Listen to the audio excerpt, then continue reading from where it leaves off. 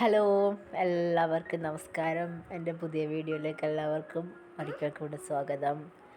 ഇന്ന് തിരുവനന്തപുരത്ത് രാവിലെ നല്ല മഞ്ഞാണ് കേട്ടോ. അപ്പോൾ ഇന്നത്തേത് ഒരു മോർണിംഗ് വ്ളോഗും കൂടെ സിമ്പിളായിട്ടുള്ളൊരു ബ്രേക്ക്ഫാസ്റ്റ് റെസിപ്പിയാണ്.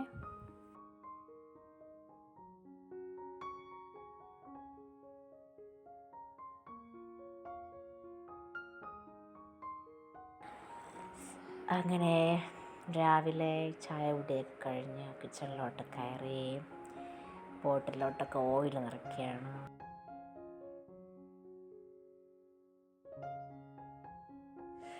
അപ്പോൾ ഞാൻ ഇന്ന് ഉണ്ടാക്കാൻ പോകുന്നത് ഗോതമ്പ് മാവ് വെച്ചിട്ടൊരു ദോശയാണ് കേട്ടോ. അതാകുമ്പം എളുപ്പത്തിലുണ്ടാക്കാം, വളരെ എളുപ്പത്തിലുണ്ടാക്കാം. കുട്ടികൾക്കൊക്കെ വളരെ ഇഷ്ടമാകും. കാരണം പിന്നെയും ചോദിച്ച് വാങ്ങി കഴിക്കും. അപ്പം നമുക്ക് ആവശ്യത്തിന് മാവെടുത്ത് അതിൽ വെള്ളം ഒഴിച്ച് നന്നായിട്ട് കട്ടകളൊന്നുമില്ലാതെ നന്നായിട്ട് നമുക്കിതിനെ മിക്സ് ചെയ്തെടുക്കാം. അതിനുശേഷം ആവശ്യത്തിന് വെള്ളം ചേർത്ത് ഒരുപാട് തിക്കുമല്ല എന്നാൽ ഒരുപാട് ലൂസും അല്ലാത്തൊരു പരുവത്തിന് നമുക്ക് ഈ മാവിനെ മിക്സ് ചെയ്തെടുക്കാം. അതിനുശേഷം അതിനകത്ത് നമുക്ക് ആവശ്യത്തിന് ഉപ്പും ചേർത്ത് ഒരു സവാള അല്ലെങ്കിൽ അതിൻ്റെ പകുതി ആയാലും മതി കേട്ടോ എടുത്ത് ചെറുതായിട്ടൊന്ന് കൊത്തി അരിഞ്ഞ് അതും കൂടെ ചേർത്ത് കൊടുത്താൽ നല്ല ടേസ്റ്റ് അറിയും കേട്ടോ. ഇങ്ങനെ ദോശ ഇടുന്നത് നല്ല ചൂടോടെ കഴിക്കാനാണ് കേട്ടോ നല്ല ടേസ്റ്റ് ഉള്ളത് ഇതിന്. പിന്നെ കുട്ടികൾക്കൊക്കെ ആണെങ്കിൽ നെയ്യ് തേച്ച് കൊടുത്താൽ നന്നായിട്ട് ഇഷ്ടപ്പെടും. നെയ്യ് തേച്ച് കൊടുക്കുന്നത് നല്ല ടേസ്റ്റാണ്.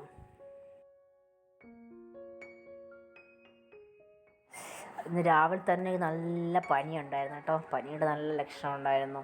എനിക്ക് അലർജിയുടെ ഇഷ്യൂസ് ഉണ്ട്, അത് കാരണം വന്ന പനിയാണ്.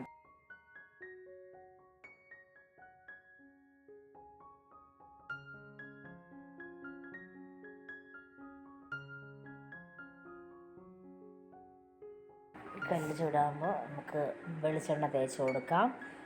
വെളിച്ചെണ്ണ തേച്ചിട്ട് നമുക്ക് മാവ് കോരി ഒഴിച്ച് പതുക്കെ ഇങ്ങനെ പരത്തി കൊടുക്കണം. ഒരുപാട് സ്പീഡിൽ പരത്തി കഴിഞ്ഞാൽ അത് പെട്ടെന്ന് കല്ലിൽ നിന്ന് ഇങ്ങനെ വിട്ട് വരും. പിന്നെ കല്ല് ഒരുപാട് ചൂട് കൂടാനും പാടില്ല കേട്ടോ. ഒരു മീഡിയം ഫ്ലെയിമിൽ തന്നെ വയ്ക്കണം, അല്ലെങ്കിൽ ദോശ നമുക്കിങ്ങനെ പരത്തി എടുക്കാൻ പറ്റില്ല. അപ്പോഴത്തേക്ക് എല്ലാം കൂടെ ഇങ്ങനെ വിട്ടിങ്ങനെ പോരും.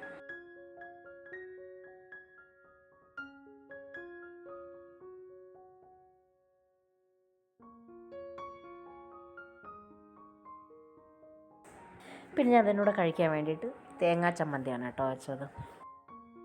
അങ്ങനെ രാവിലത്തെ പണികളെല്ലാം തീർത്തിട്ട് മോനെ സ്കൂളിൽ പറഞ്ഞയച്ചു. ഇത്രയേ ഉള്ളൂ.